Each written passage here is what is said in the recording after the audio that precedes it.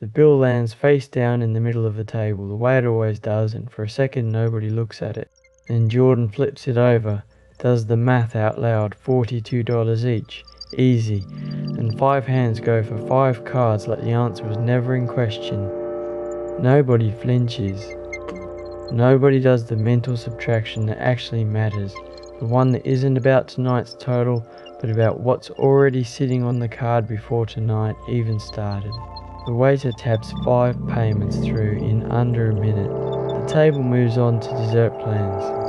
On the surface this is nothing. A Tuesday, a group dinner, a bill split the way it's split every time. Underneath, call it 3 of the 5 who cannot actually afford their share. The exact number changes table to table. The silence about it doesn't.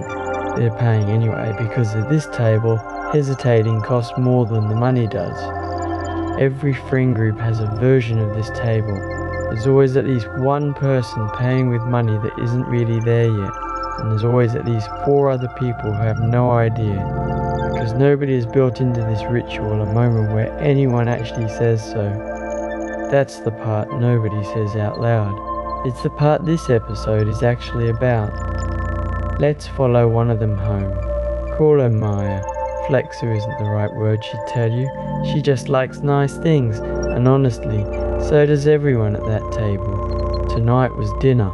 Last month was a long weekend, 2 flights away. Her feed looks like a life with no ceiling on it. The ceiling shows up later, alone, in the blue light of a banking app at 11 p.m. The card balance is $4,300 and climbing. A little more every week than it was the week before. The savings account, there technically is one, has $60 in it, untouched since she opened it, more of a formality than a plan. She'll make the minimum payment this month like she did last month and tell herself the number will sort itself out once things calm down, a phrase she's been using for about 14 months now. It isn't a plan, it's a deadline she keeps quietly moving. She doesn't do this math at the table.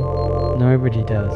That's the whole trick. The spending is public and instant, the balance is private and it comes due later, alone, where nobody's watching and nobody can see how not fine it actually is. Now, the friend at the other end of the table, call him Sam. Same group, same dinners, same bill, split evenly, whether he ordered the $12 pasta or the $30 special, he always orders the pasta. His apartment is small. 1 plant, second-hand furniture that works fine. Nothing about his life is engineered to be seen. What is engineered, carefully, on purpose for years, is the number in his savings app. $9,000 and rising, untouched, growing a little every month, the way Maya's balance grows a little worse every month. Same discipline, opposite direction. It doesn't photograph well. There's no story to post about a number that just sits there quietly doing its job. He's not depriving himself, whatever the table thinks. He just decided, 2 years ago, that the version of tonight he actually wanted wasn't a $30 special. It was never having to check his balance before he ordered anything at all. So the table teases him, gently, constantly, like it's affectionate. Because at some level everyone agrees it is. Sam, live a little. Sam, you can't take it with you. Sam, you're being boring. He laughs it off every time because what's the alternative? Explaining at a dinner table that boring is currently outperforming everyone else at this table by roughly $13,000? Here's the mechanism, stated plainly, because nobody at that table will say it. Spending is loud and saving is silent, and the group only ever rewards the loud one. The dinner, the trip, the new pair of shoes that gets seen in real time, gets a reaction in real time, gets you called generous or fun or living your best life on the spot. Post the trip and the comments arrive within the hour, envy dressed up as compliments, a stream of fire emojis, someone asking where you got the flight deal, post a screenshot of a savings goal, and, if you post it at all, you get silence, or a single, good for you, that somehow lands like pity. So the incentives point exactly the wrong way. The behavior that actually builds a life gets zero social return. The behavior that actually drains one gets applause. That's not a coincidence, and it's not a character flaw in any one person at that table.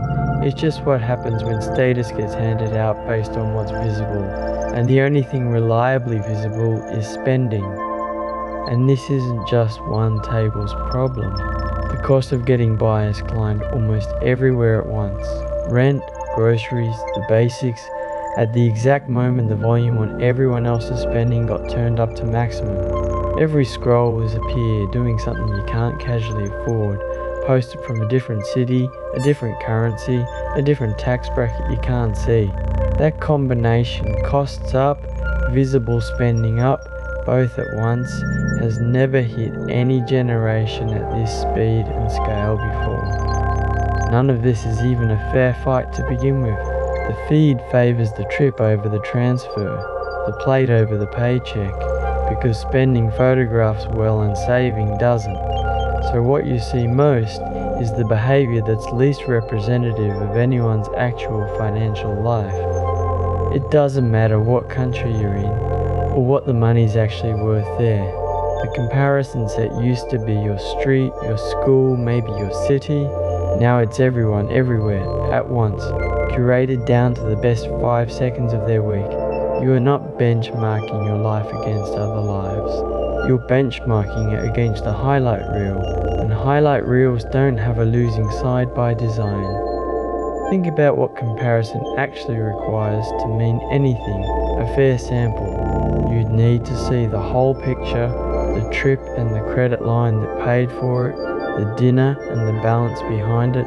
What you actually get is a sample rigged from the start, because the only people posting are the ones choosing what to show you, and nobody ever chooses to show you the part that makes them look behind. Nobody posts the minimum payment notification. Nobody posts the interest that accrued while they slept. Nobody posts the calculator app opened at midnight. You've simply never seen those things from anyone, which is exactly why it's so easy to assume they don't exist. Maya isn't lying, exactly. She's just not saying anything about the $4,300. That's the whole format, not dishonesty so much as omission, repeated by everyone, at scale, until omission starts to look like the norm and the truth starts to look like the exception. Back at the table, long after everyone's gone, none of this shows up in the room. The chairs get pushed in. The bill's paid, technically, by 5 people who each just moved a little further from being able to pay the next one. Nobody at that table lost tonight, not visibly. That's exactly the problem. Losing in this game is designed to stay invisible for as long as possible, which is precisely long enough to do real damage. Sam goes home to the same small apartment. Nobody claps for the $9,000. Nobody ever will, out loud, at a dinner table.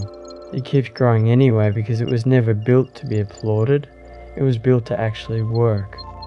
So here's the reframe, and it isn't complicated, it's just inconvenient. You were never actually competing against your friends' lives. You were competing against the version of their lives they decided to let you see, edited by people who need you to believe the highlight reel is the whole movie, because if you ever saw the balance, the comparison would stop working on you. Stop scoring yourself against the sample you already know is rigged. Not because saving is more virtuous than spending, it isn't. Spend on what actually matters to you, but because right now you might be measuring your worth against numbers that are, quite literally, made up. A card with room left on it, a trick that isn't paid off, a night out financed by next month's version of the same problem. The friend who looks like they're winning is frequently the one with the least ground underneath them. The friend who looks boring is frequently the one who'll still be standing when the real bill, not dinner, the actual one, comes due. You don't have to become Sam. You just have to stop being embarrassed by what you can't see on anyone else's card, including your own. The scoreboard everyone at that table is playing was never measuring the thing it claims to measure. Once you know that, you get to stop playing someone else's game with your own money.